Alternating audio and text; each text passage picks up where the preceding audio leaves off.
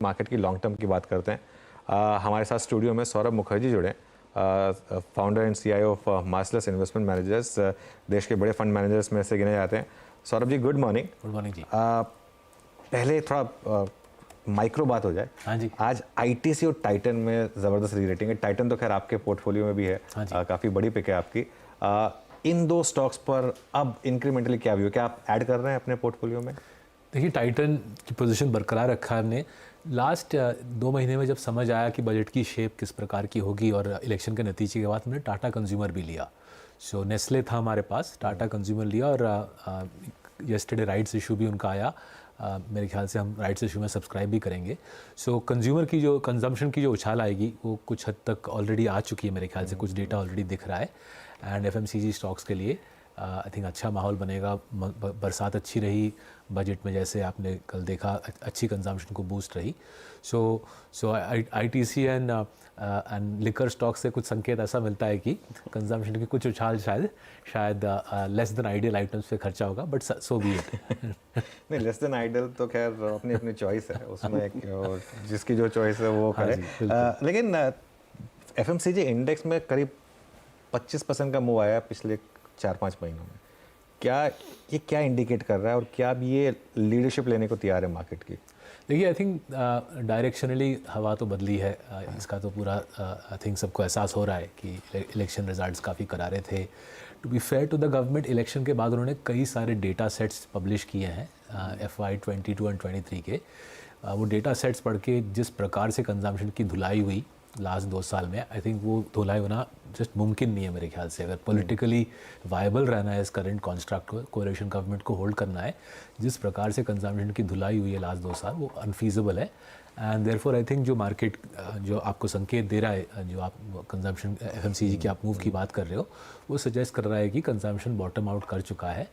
20 year लोज से consumption अब ऊपर की तरफ जाएगा और शायद सरकारी कैपेक्स का जो कांटा है वो अब नीचे की तरफ जाएगा। इसमें मैं बस एक और मिसिंग पार्ट कंप्लीट करना चाहता हूँ। एशियन पेंट्स जो काफ़ी पेन झेली है जिसने पिछले 2-3 साल में, और अब बहुत लोगों का मानना है कि अब फाइनली उनकी शायद प्राइसिंग पावर ख़त्म हो चुकी है। पहली बार शायद एक डेकेड में ऐसा हुआ है कि जो उनकी प्राइस अर्निंग्स है उसने लैग किया इवन अर्निंग्स को। और मैं पढ़ रहा था कि सिर्फ 3% के टॉप लाइन ड्रॉप पे 25% तक का EBITDA ड्रॉप, तो क्लियरली यहाँ पर प्रेशर है। लेकिन आप क्या अभी भी इसमें फुल्ली इन्वेस्टेड हैं या ऐड कर रहे हैं यहाँ पर? हाँ जी, तो हमारा बहुत बड़ा पोजीशन है, 8-9% हमारी पोर्टफोलियो की होगी।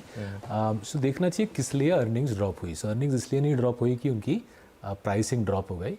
इन्होंने 18% से हेड काउंट बढ़ाया लास्ट ईयर, राइट। अब सोचिए, निफ्टी कंपनी 18% से हेड काउंट बढ़ाई, एनुअल रिपोर्ट से मैंने पढ़ा। ओके। सो कुछ तो चाल चलने वाले हैं ये लोग। अब वो क्या चाल चलेंगे उन्होंने मेरे को फ़ोन करके बताया। हाँ जी, 18% से पूरी वर्क फोर्स बढ़ाई है, सेल्स फोर्स नहीं, पूरी वर्क फोर्स।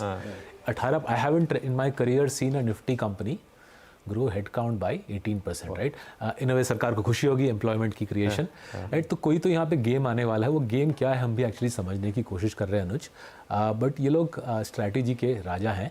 एंड इंटरेस्टिंगली इसके बावजूद 18% से हेड काउंट बढ़ाने के बावजूद और 20-25% से पेरोल बढ़ाने के बावजूद अमित सिंगले जी डटे हुए हैं कि 19-20% की EBITDA मार्जिन आएगी, right. And he is not a man who says these things lightly. बार बार उनसे पूछा गया 1Q रिजल्ट्स के बाद कि ऑपरेटिंग मार्जिन आपकी धसेगी या नहीं, and he is very clear कि ऑपरेटिंग मार्जिन पिटने नहीं वाली है। सो कुछ तो होने वाला है यहाँ पे। इस कंपनी की ऑपरेटिंग ट्रैक रिकॉर्ड लास्ट 40 साल में शानदार है। तो हम अभी भी लेके बैठे हैं। मैं काफ़ी इंट्रीग था कि 1Q रिजल्ट्स के बाद भी स्टॉक पिटी नहीं, and that's also an indication. दोनों क्वार्टर के बाद, पिछले क्वार्टर के बाद भी बहुत ज़्यादा नहीं गिरा, मतलब गिरने के बाद रिकवर हो गया। जैसे आप बोल रहे हो, अगर आप बजट पे वापस जाओ, अगर आप सारे हाउसिंग स्टिमुलस को ऐड करो, अलग अलग दिशा से, कुछ अर्बन को दिया, कुछ रूरल को दिया, मेरे ख्याल से PM आवास अलग अलग हाउसिंग स्टिमुलाई को ऐड कर लो, करीबन 1 लाख करोड़ एक्स्ट्रा फेंका जाएगा हाउसिंग बिल्डिंग मटेरियल्स पे, कंस्ट्रक्शन मटेरियल्स पे। उसका कुछ हिस्सा तो पेंट पे जाएगा ही, और इस कंपनी के पास आधा पेंट का मार्केट है। सो कमाल का आई थिंक इंट्रीगिंग खेल चल रहा है, Birla opus versus Asian paints. और चेस के अलग अलग मूव्स चल रहे हैं बोर्ड पे। हम लोग बाहर से कुछ चेस के मूव्स देख रहे हैं और समझने की कोशिश कर रहे हैं आगे क्या होगा। ये क्या वो वाला चेस का मूव होगा, मतलब क्या विनर टेक्स ऑल होगा इसमें यहाँ पर? नहीं जी, आई थिंक इनफ जगह है जो इन्फॉर्मेट पेंट इंडस्ट्री का 1/3 हिस्सा अभी भी इनफॉर्मल है। छोटे छोटे पेंट कंपनी, अभी भी मेरे को आश्चर्य होता है, अगर मैं हाल ही में देहरादून गया, देहरादून में एक लीडिंग ब्रांड जिसका नाम हमने कभी मुंबई में सुना ही नहीं है, उस इलाके के, उत्तराखंड इलाके का लीडिंग ब्रांड है। तो ऐसे छोटे प्लेयर्स से आई थिंक मार्केट शेयर छीना जाएगा। कुछ हद तक बिरला ओपस करेगा, कुछ हद तक JSW करेगी, जेम पेंट्स करेगा, एशियन पेंट्स करेगी। वीरू को पता होगा शायद उसका नाम। मैं सेल्स फोर्स का शब्द मेरे जानते जहन में इसलिए आ गया क्योंकि मेरा मित्र जो है वो एशियन पेंट्स में, तो सेल्स फोर्स में है, दैट्स व्हाई आई एम। अच्छा, ये कंपनी वो है अनुज जिन्होंने मई 2020 में पहली बार सैलरी हाइक किया था। हाँ जी, कोविड के टाइम पे कोविड के इकलौती टाइम कंपनी जिन्होंने सैलरी हाइक की थी, मुझे याद है अच्छे से। बिल्कुल लंबा खेलते हैं, बड़ा खेलते हैं, आराम से खेलते हैं इनके साथ हम।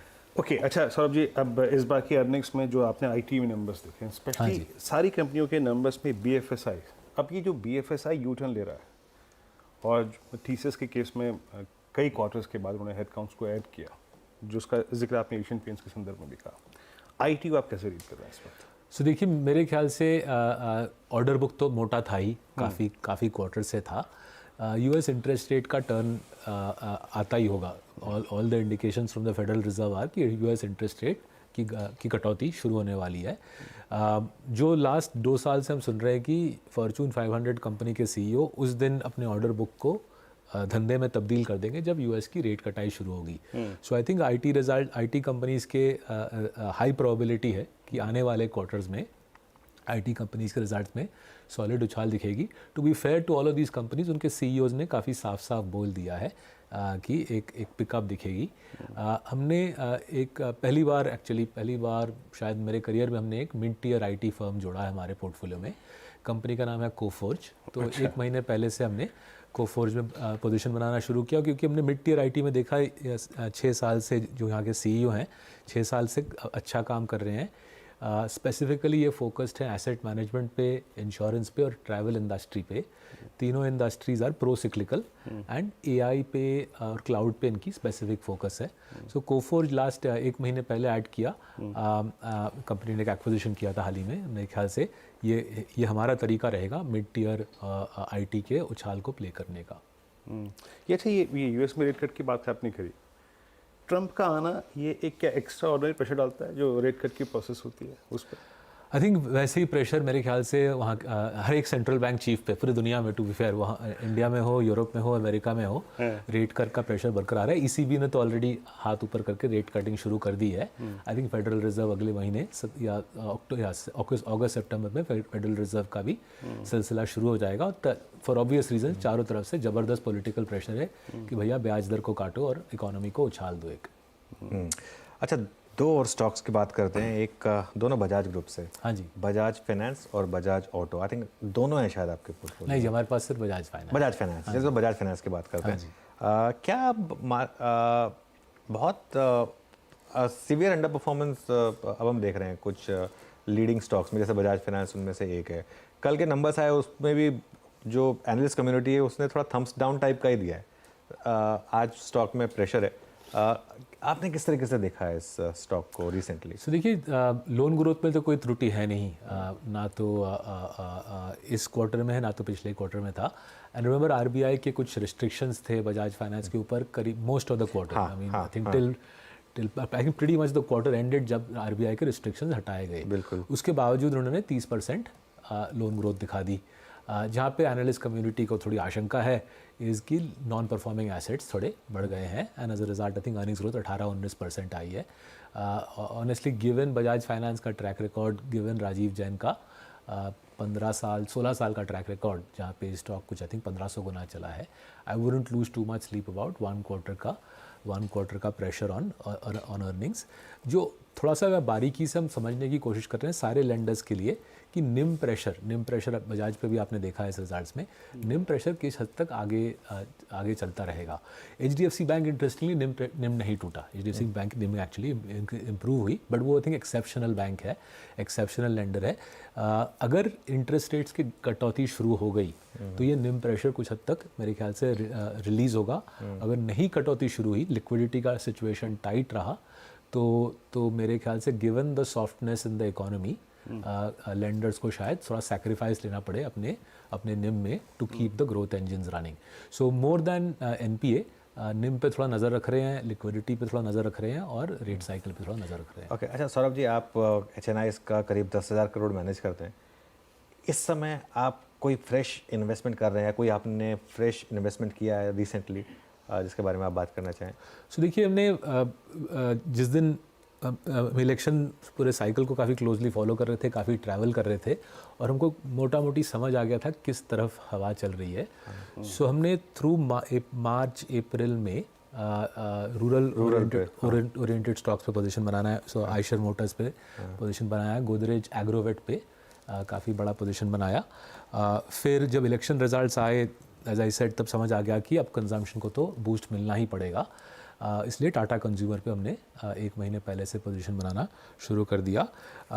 जो थीम हम करीबन 2 साल से निवेश कर रहे थे वॉज वुमेन ओरिएंटेड स्टॉक्स। तो ट्रेंड 1 साल पहले बड़ा पोजीशन बनाया था, नेस्ले पुराना पोजीशन है हमारा। और लास्टली PM आवास, वी ऑलवेज फेल्ट PM आवास एक ज़बरदस्त स्कीम है। और जब पॉलिटिकल हवा हमको बदलती हुई दिखी थ्रू द इलेक्शन सीजन, हमको लगा कि बिल्डिंग मटेरियल स्टॉक्स को एक सॉलिड सपोर्ट मिलेगा बजट के द्वारा। And hence Astral, Pidilite, Asian Paints के पोजीशंस को थोड़ा सा और हमने बूस्ट किया। सो ये वाले थीम्स हमने हमारे ख्याल से चलते रहेंगे unless the political direct wind again changes dramatically से in the October elections. I think अगला बजट, फरवरी का बजट भी मोटा मोटी इसी लाइंस पे रहेगा, विच इज़ पुअर को सपोर्ट दो, एम्प्लॉयमेंट को सपोर्ट दो, कंजम्पशन को सपोर्ट दो। एंड अगर वो पैसा खींचना हो तो कैपेक्स से डायरेक्ट करके ऑपेक्स में डाला जाए। अभी बजाज फाइनेंस के केस में जब आप अपनी टिप्पणियां कर रहे थे, जैसे कि आप कह रहे थे कि जब रेट साइकिल एग्जैक्टली रिवर्स होगा तो इनके एनआईएम्स को पुश मिलेगा। मैं थोड़ा सा, अगर मैं नॉन लेंडिंग पे आऊँ सेगमेंट पे, वहाँ पे आपकी प्रेफर्ड बेट्स क्या है इस वक्त? देखिए, नॉन लैंड में अगेन हम when we did the fiscal maths, हमको समझ आ गया कि कैपिटल गेन्स टैक्स का आना तो प्रीटी मच इनएविटेबल लगा। एंड मेरे ख्याल से एक्चुअली जो FMG ने बोला, और अगर आप TV सोमनाथन जी के इंटरव्यू सुने येस्टरडे एंड आज के अखबारों में पढ़े, काफ़ी क्लियर संकेत है कि कैपिटल गेन्स टैक्स का बढ़ने का सिलसिला यहाँ पे रुकेगा नहीं, right? So I think as clearly as they can lay it out. And to be fair, किसी को अगर 12.5 के रेट से समझ नहीं आ रहा तो इंटरव्यू पढ़ के समझ आ जाएगा कि ये सिलसिला यहाँ पे रुकेगा नहीं। So I would be real wary of loading up on stock market plays at this juncture, given that सरकार काफ़ी समझा रही है, साफ समझा रही है, both in the budget speech and in the interviews thereafter, कि अगर इस इकोनॉमी में जॉब क्रिएशन और प्राइवेट सेक्टर कैपेक्स चालू नहीं हुआ तो सरकार पैसा डालती रहेगी, और उसका पैसा अगर कहीं से लाना हो, फिस्कली कंजर्वेटिव, बजट डेफिसिट पे तो कॉम्प्रोमाइज़ करेंगे नहीं, तो पैसा कहाँ से आएगा? स्टॉक मार्केट से आएगा। सो इसलिए आई would be little careful on loading up on stock market plays at this juncture. Okay, नहीं बिल्कुल सही बात कही आपने। अच्छा, आप एक चीज़ जो मैं और आपसे पूछने वाला था कि ओवरऑल इस समय मार्केट में एक थीम चल रही है कि शायद अगर डोनाल्ड ट्रंप प्रेसिडेंट बने, हाँ जी, तो शायद कमोडिटीज़ में एक मूव आए, डॉलर में थोड़ी सी डिक्लाइन आए, केमिकल्स, मेटल्स, इन पर मतलब मैंने सुना है कि थोड़ा सा एक लोग पॉजिटिव व्यू ले रहे हैं। आपने कोई ऐड किए हैं क्या स्टॉक्स, मेटल्स या कमोडिटीज़ या केमिकल्स में? लेकिन मेटल्स हमने हिस्टोरिकली कभी इन्वेस्ट किया नहीं, बिकॉज हमको कभी समझ नहीं आई कि किसी मेटल कंपनी की कंपैरेटिव एडवांटेज कैसी होगी। स्पेशलिटी केमिकल निवेश किया था, 3 साल खूब कमाए थे, फिर 2022-23 में खूब पिटाई हुई हमारी केमिकल्स में। वो पोजीशंस अभी भी कुछ हैं हमारे पास। From what we are hearing, China ने डंपिंग रोका है या घटाया है, रोका तो नहीं है, चाइना ने डंपिंग रिड्यूस किया है, एंड इसलिए कुछ सपोर्ट मिला है स्पेशलिटी केमिकल प्राइसेस को। जो कुछ हमारे मित्र हैं जो अनलिस्टेड सेक्टर में स्पेशलिटी केमिकल्स बना के एक्सपोर्ट करते हैं, उन्होंने कुछ प्राइस हाइक्स लिए हैं। अगर ये ऐसा सत्य में है कि चाइना की डंपिंग थोड़ा बॉटम आउट कर चुकी है, तो मेरे ख्याल से स्पेशलिटी केमिकल्स के भाव में कुछ इम्प्रूवमेंट मिलेंगे, and hopefully are investment such as alkyl amines and GMM Pfaudler को कुछ सहारा मिलेगा। अच्छा, एक लास्ट 1 मंथ के अगर मैं न्यूज़ फ्लो को देखूं सौरभ जी, एक और चीज़ रही, कुछ स्टेट गवर्नमेंट्स ने EV और स्पेशली हाइब्रिड को काफ़ी पुश देने की कोशिश की, एडवांटेज बायर को। आप इस वक्त ऑटो को कैसे रीड करें, specially I think with in this passenger vehicle segment? आपका टेक या कोई स्टॉक ऐड किया? तो पहला मेरे को बहुत दिलचस्प लगा कैसे हवा बदली from pure EV to hybrid, वो मेरे को बहुत दिलचस्प लगा। ये एग्जैक्टली जो कंज्यूमर का टेस्ट था उसके ऊपर मेरे ख्याल से आधारित हुआ है ना? लेकिन सरकार ने ड्यूटी स्ट्रक्चर, टैक्स रिलीफ बहुत ज़बरदस्त घुमाया। Till a year ago I think hybrid पे कोई सोच भी नहीं रहा था। हाँ कोई रिलीफ भी नहीं प्राप्त थी। अच्छा, ये आप मानते हैं ये उस वक्त मारुति की दूरदर्शिता थी कि उन्होंने तब भी हाइब्रिड पे फोकस किया है? तो आई थिंक मारुति या बोले या टोयोटा बोले एट अ ग्लोबल लेवल। सो मेरे को काफ़ी दिलचस्प लगा कि टिल एक करीबन 1 साल पहले पूरा टैक्स स्ट्रक्चर एंड पूरा सरकार का इंसेंटिव स्ट्रक्चर ईवी के पक्ष में था, हाइब्रिड के विपक्ष में था अगर ऐसे बोले तो। और अभी वो हवा बदल गई है एंड जाहिर है मारुति को फ़ायदा रहेगा इसका। We don't own Maruti in the portfolio but have to say office में काफ़ी बातचीत चली लास्ट 1 साल इस मुद्दे पे कि हवा मारुति के पक्ष में है, हाइब्रिड के पक्ष में है। एंड आई थिंक आप ठीक बोल रहे हो कुछ हद तक। अगर हमारे देश में ईवी इंफ्रास्ट्रक्चर उतनी फटाफट बनेगी नहीं, जो सब बैटरी चार्जिंग इंफ्रास्ट्रक्चर है, तो it does make sense from a buyers perspective कि बायर बोले कि मैं हाइब्रिड लेता हूँ, अगर बैटरी ख़त्म हो जाए I switch to conventional fuel. So उस नज़रिए से देखें तो अनलेस कुछ रैपिड तरीके से ईवी का चार्जिंग स्ट्रक्चर का रोल आउट हो, हाइब्रिड का इंडिया में आगे चल के बड़ा बनना is a logical construct. That being said, हमने ट्यूब इन्वेस्टमेंट्स में दबा के इन्वेस्टमेंट किया है। One of the reasons we like Tube is उनके जो ईवी के 4 प्लेज हैं, EV 3 wheeler, EV light truck, EV heavy truck and EV tractor. हमको वो कॉन्स्ट्रक्ट पसंद है and we are hoping out of the से 4 plays that they have made on EV, hopefully if 2 work out we can make significant amount of money from हमारा tube investments का निवेश। तो EV बड़ा बनेगा इंडिया में, इसकी तो कोई दो राय नहीं है। कार्स में 4 व्हीलर्स में direction of travel seems to be hybrid पहले फिर EV, बट 2 व्हीलर्स और 3 व्हीलर्स में लग रहा है कि फटाफट हम EV की तरफ चले जाएंगे। ओके सर, बहुत बहुत शुक्रिया आज हमारे साथ। जस्ट एक क्विक डिस्क्लेमर, इन सारे स्टॉक्स में मेरा निवेश है, मेरे माँ बाप का निवेश है और हमारे 7,000 क्लाइंट्स का निवेश है। वो आपका स्टैंडर्ड डिस्क्लेमर ठीक है, देना पड़ता है, देना भी चाहिए। हमें रट गया है वैसे अब। थैंक यू सो मच, बिल्कुल देना पड़ता है। चलिए अब थोड़ा आगे बढ़ते हैं और कुछ